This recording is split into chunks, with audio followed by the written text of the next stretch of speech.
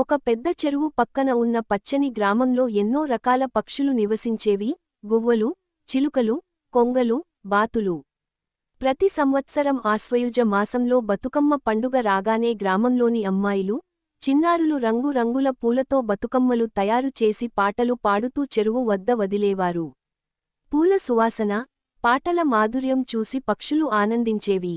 ఒకసారి చిలుక గువ్వతో అడిగింది, మనకోసం కూడా ఎవరైనా బతుకమ్మ చేస్తారా?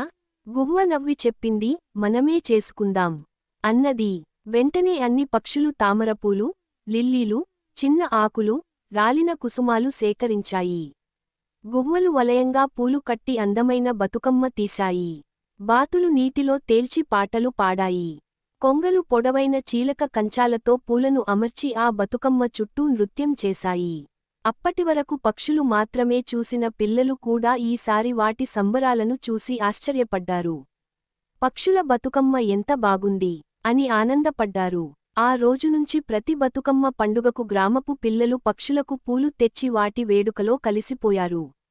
నీతి: బతుకమ్మ పండుగ ప్రకృతిలోని అన్ని జీవజాతులకు ఆనందం పంచాలని మనకు గుర్తు చేస్తుంది.